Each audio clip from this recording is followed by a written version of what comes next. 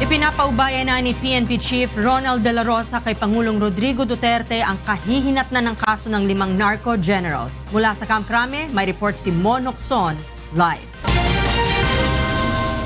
Go ahead, Mon.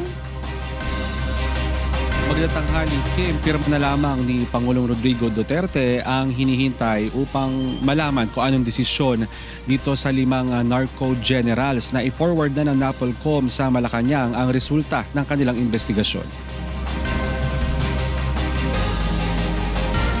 Kabilang sa mga ito, sina General Marcelo Garbo, dating General at ngayon Daan Bantayan Mayor Vicente Loot, dating NCRPO Chief Joel Pagdilaw, dating NCRPO Chief Edgar Tino at dating Region 11 Director Bernardo Diaz.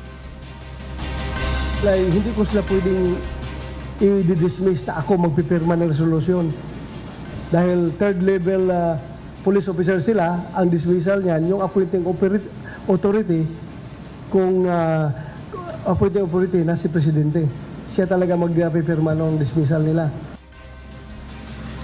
Samantala, nanganganib na maalis sa kanilang katungkulan ang halos 100 pulis na napatunayang sangkot sa iba't ibang katiwalian at masamang gawain. Sa ngayon ay nasa 160 ng mga pulis ang natatanggal sa pwesto. Karamihan sa mga ito ay sangkot sa katiwalian gaya ng pangingikil, iligal na droga at iba pa. Ngayon ay may nakalinya na 84 na mga pulis na nanganganib na maalis sa pwesto. Marami rito ang nagpositibo sa paggamit ng iligal na droga at paglalaglag ng mga kasong may kinalaman sa bawal na gamot. Pinabulaanan naman ng PNP na mabababang ranggong pulis lamang ang naaalis sa pwesto. Ratio and proportion. Let us be realistic with numbers. Sino ang mas marami? Yung PNCO, di ba? Kukunti lang officers. So, kung may ratio and proportion, mas marami talaga ang gumagawa rin ng kalukuhan sa PNCO kaysa officers. Dahil mas marami sila eh. So, mas marami yung nahuli na PNCO.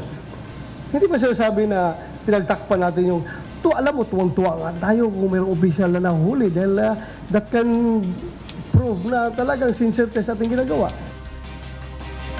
Kim, sinabi ni Chief PNP na asahan daw na sa mga darating na araw ay madadagdagan pa itong bilang ng mga pulis na maaaring maalis sa pwesto dahil sa masamang mga gawain.